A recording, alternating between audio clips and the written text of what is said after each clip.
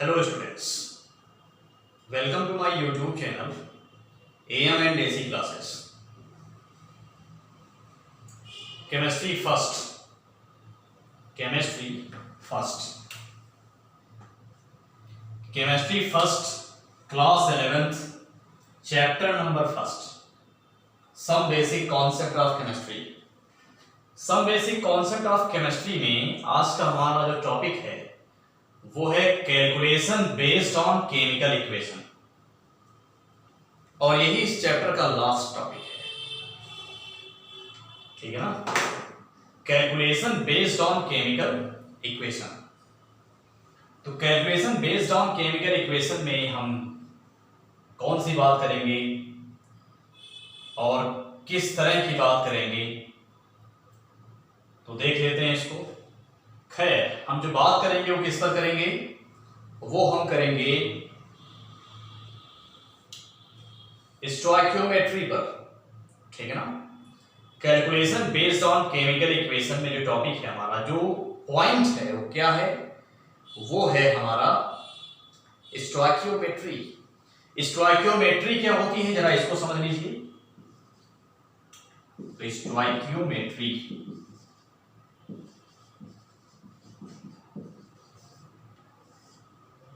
Stoichiometry का मतलब क्या होता है, तो स्टूडेंट्स ध्यान रखिएगा। जो स्टोइकियोमेट्री है ये दो वर्ड से मिलकर के बना हुआ है। एक है आपका स्टोइकियोन और दूसरा है मेट्रोन।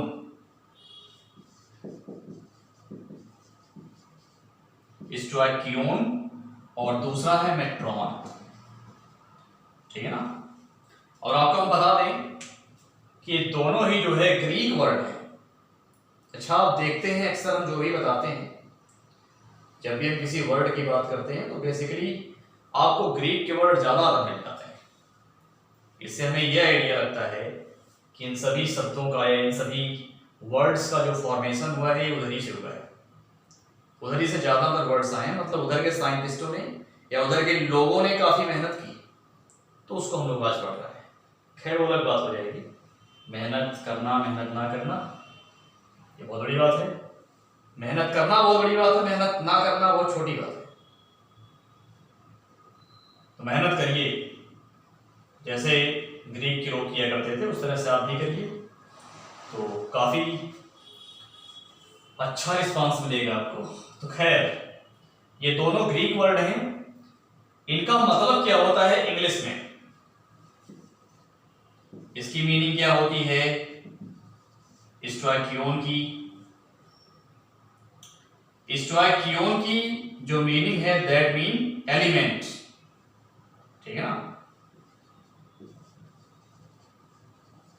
एलिमेंट। और मेट्रॉन का मतलब होता है, इसकी जो मीनिंग इंग्लिश में होगी, मेट्रॉन का मतलब होता है मेजरमेंट। ठीक है ना, तो ये स्टोइकियोन का मतलब होता है एलिमेंट और मेट्रॉन का मतलब होता है मेजरमेंट। स्टोइकियोन मेट्रॉन को मिलाकर के स्टोइकियोमेट्री बनी। तो स्टोइकियोमेट्री का जो मतलब बनेगा वो क्या बनेगा, measurement of element. Measurement of element. तो स्टोइकियोमेट्री की जो मीनिंग बनेगी that is measurement of elements, ये इसकी मीनिंग बनेगी। आई होप आपको इतनी बातें समझ में आई होंगी। तो जो इतनी बातें आपको समझ में आई, तो इसके आगे भी आप समझ सकते हैं आसानी से, उसमें कोई कहने वाली बात नहीं है। तो मेजरमेंट ऑफ एलिमेंट्स, ये हमने देखा स्टोइकियोमेट्री का मतलब है। अब इस मतलब से हम किस तरह के क्वेश्चंस को सॉल्व करेंगे, किस तरह की प्रॉब्लम्स को सॉल्व करेंगे, जरा इसको देख लेते हैं। इसको देखेंगे मेजरमेंट ऑफ एलिमेंट्स को। आपको बताना है, जैसे आप कोई केमिकल रिएक्शन लिखते हैं, जैसे मान लिया हमने यहां पर एक एग्जांपल के तौर पे एक केमिकल रिएक्शन ले लिया, हमने ले लिया N2, हमने ले लिया N2 plus H2 gives NH3। इसको यदि आप बैलेंस करेंगे तो अनबैलेंस इक्वेशन है, और यदि आप इसको बैलेंस करेंगे तो बैलेंस कैसे करेंगे, यहां पर आप नाइट्रोजन 2s2 कर दीजिए, अब टोटल हाइड्रोजन कितना हो गया 6 में आप 3 कर दीजिए, बैलेंस हो गया। स्टूडेंट्स ध्यान रखिएगा, इस इक्वेशन में हम मेजरमेंट कर रहे हैं। बैलेंस करने का मतलब क्या रहा, मेजरमेंट करना, किसका, एलिमेंट का। इस रिएक्शन में जो आप कंपाउंड या मॉलिक्यूल्स देख रहे हैं, इन मॉलिक्यूल्स में कौन से सब्सटेंस प्रेजेंट हैं, एलिमेंट है। जैसे अमोनिया है, अमोनिया मींस NH3, NH3 में कौन कौन सा एलिमेंट है, नाइट्रोजन और हाइड्रोजन है, ये हाइड्रोजन है, ये नाइट्रोजन है, ठीक है ना।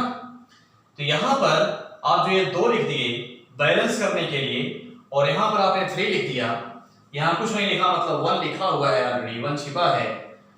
तो ये हम कर क्या रहे हैं, बैलेंस करने का मतलब इसका हम मेजरमेंट कर रहे हैं, measurement of the element.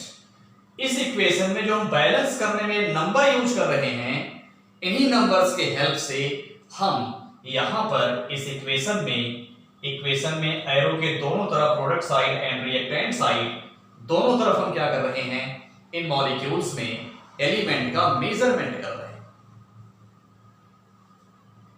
Measurement करने के लिए हमने नंबर कौन सा यूज किया, यहां पर नंबर यूज किया 2, यहां पर नंबर यूज किया हमने 3, यहां पर 1।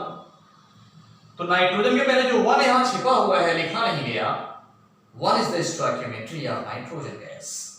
नाइट्रोजन की स्टोइकियोमेट्री कितनी हो गई, 1 हो गई। और जो 3 लिखा है नंबर, ये यहां पर हाइड्रोजन के एलिमेंट्स को मेजर कर रहा है, मींस यहां स्टोइकियोमेट्री कितनी हो गई, 3 हो गई, क्योंकि स्टोइकियोमेट्री का मतलब होता है मेजरमेंट ऑफ एलिमेंट, एलिमेंट का मेजरमेंट। और यहां अमोनिया को मेजर करने के लिए हमने जो नंबर लिखा है वो इसकी स्टोइकियोमेट्री हो गई, और ये नंबर नाइट्रोजन को भी मेजर करेगा, हाइड्रोजन को भी मेजर करेगा।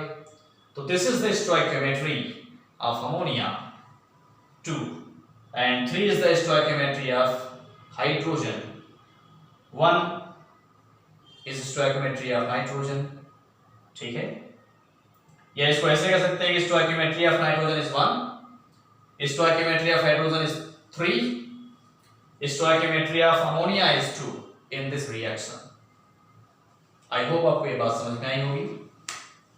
ओके, अब इस पर न्यूमेरिकल आपसे कुछ पूछे जाते हैं।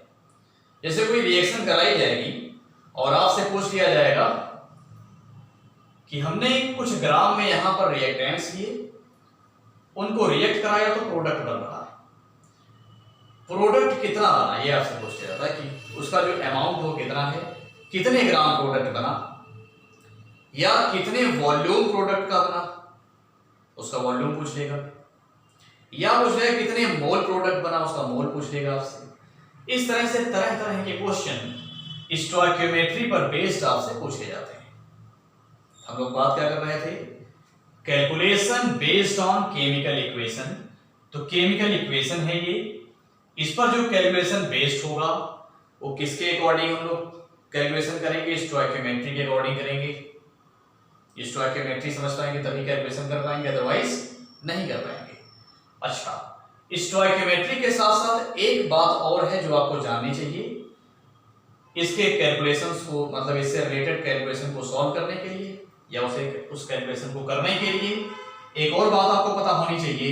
वो बात कौन सी है, दैट इज लिमिटिंग रीजेंट। बात कौन सी हो, वो बात है लिमिटिंग रीजेंट की।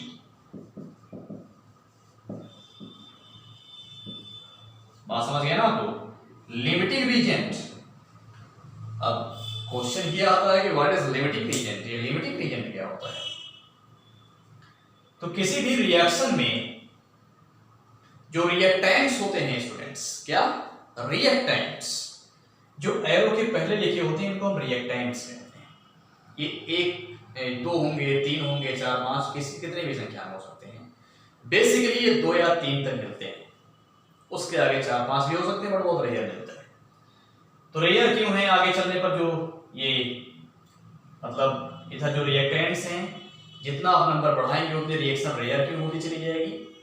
तो ये आप 12th में पढ़ेंगे। एक चैप्टर है केमिकल काइनेटिक्स, जब आप वो चैप्टर पढ़ेंगे तो वहां आपको ये बात बताई जाएगी और हम बताएंगे आपको कि भाई यहाँ पर जो है रिएक्टेंट्स की संख्या यानी नंबर ऑफ रिएक्टेंट्स बढ़ने के साथ साथ रिएक्शन रेयर क्यों होती चली जाती है, रिएक्शन होने की पॉसिबिलिटी कम क्यों होने लग जाती है, ये आपको हम बताएंगे जब हम वो चैप्टर पढ़ाएंगे। कौन सा चैप्टर?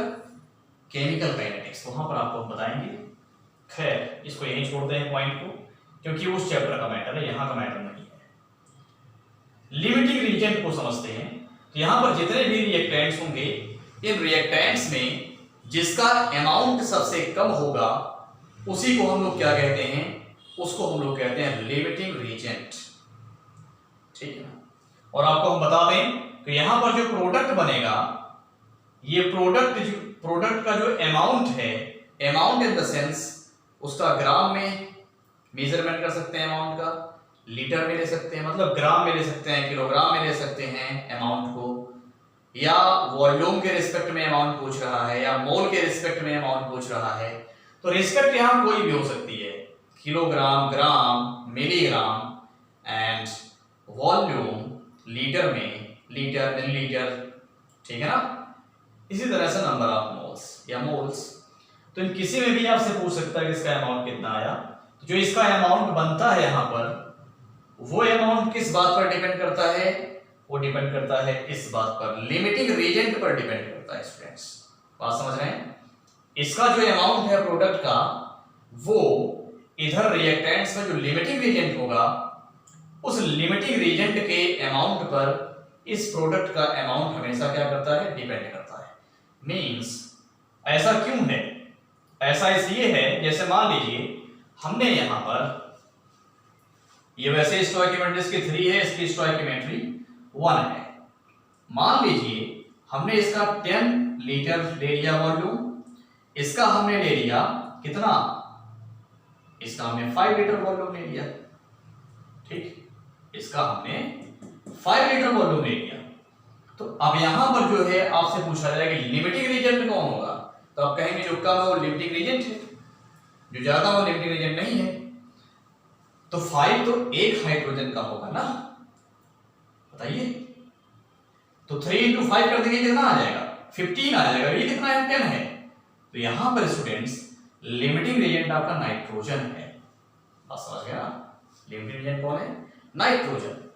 तो ये कम है, ये ज्यादा है। जब ये ज्यादा होगा और ये कम होगा, तो जो कम होता है जब तक वो है तब तक रिएक्शन हो रही है, लेकिन जैसे ही वो खत्म हो गया और ज्यादा वाला अभी है, तो रिएक्शन स्टार्ट हो जाएगी। क्योंकि जो ज्यादा वाला है वो जिसके साथ रिएक्ट हो रहा था तो खत्म हो गया, अब वो किसके साथ रिएक्ट होगा? जिसके साथ वो रिएक्ट हो रहा है वो बचा ही नहीं। तो रिएक्ट होने के लिए कोई तो होना चाहिए साथ में। जो साथ वाला खत्म हो जाएगा तो कैसे रिएक्शन करेगा बेचारा? तो रिएक्शन नहीं कर पाएगा, प्रोडक्ट नहीं बनेगा। प्रोडक्ट तभी बनेगा जब रिएक्शन होगी। तो यहां पर एक तो खत्म हो गया, जब ये खत्म हो जाएगा तो इसका बनना रुक जाएगा। जब तक ये है तब तक रिएक्शन हो रही है, प्रोडक्ट बन रहा है, और ये इसके साथ रिएक्शन कर रहा है। ये खत्म होने के बाद, लिमिटिंग रीजेंट खत्म होने के बाद ये कुछ बच जाता है और रिएक्शन वहीं स्टॉप हो जाती है जैसे लिमिटिंग रीजेंट खत्म होता है। इसीलिए हमने आपसे कहा कि जो प्रोडक्ट है, प्रोडक्ट का अमाउंट चाहे वो किसी भी स्केल पर हो, उसका अमाउंट हमेशा किसके अमाउंट पर डिपेंड करता है? लिमिटिंग रीजेंट के अमाउंट पर डिपेंड करता है। लिमिटिंग रीजेंट वो होता है जिसका अमाउंट यहां पर सबसे कम होता है रिएक्टेंट साइड में। आई होप आपको ये बात समझ में आई होगी। अब यहां पर कैलकुलेशन कैसे किया जाए? तो कैलकुलेशन करने के लिए यहां पर हमें कुछ रिलेशन समझना होगा स्टूडेंट्स। यदि वो रिलेशन हम समझ लेंगे तो calculation means calculation based on chemical equation, इससे रिलेटेड जो न्यूमेरिकल्स होंगे उसको हम आसानी से कर पाएंगे। और यदि हमें वो रिलेशंस नहीं पता होंगे तो हमेशा हम कंफ्यूज रहेंगे, और कंफ्यूज रहने पर गलती कर देंगे, आंसर तो नहीं आने वाला। तो आंसर सही आए, एग्जैक्ट आंसर आए, इसलिए आप यहां पर क्या करेंगे, उन पॉइंट्स को समझेंगे जो आपको हमेशा करेक्ट करेंगे। तो यहां पर पॉइंट कौन से हैं, कुछ रिलेशंस हैं, वो रिलेशंस आप ध्यान रखिएगा। ये रिलेशंस कौन से हैं, सबसे पहला रिलेशन आता है gram to gram relation, G2G मतलब ग्राम टू ग्राम रिलेशन। दूसरा रिलेशन आता है वॉल्यूम टू वॉल्यूम रिलेशन, और तीसरा रिलेशन आता है आपका मोल टू मोल रिलेशन। ये मोल का सिंबल है, ध्यान रखिएगा, स्पेलिंग नहीं। मोल की स्पेलिंग MOLE होता है, यहाँ E भी होता है, लेकिन हमने यहाँ मोल का सिंबल ले रखा है। मोल का सिंबल जो उसमें E हटा दिया जाता है। तो मोल टू मोल रिलेशन। एक और है चौथा relation, gram to volume relation. ठीक है, ग्राम टू वॉल्यूम रिलेशन। ये रिलेशन आप तैयार रखिएगा स्टूडेंट्स। इन्हीं रिलेशंस के हेल्प से आप सारे न्यूमेरिकल्स कर पाएंगे जो आपके एनसीईआरटी एक्सरसाइज में गिवन है। तो सभी क्वेश्चन आपके हो जाएंगे इजीली।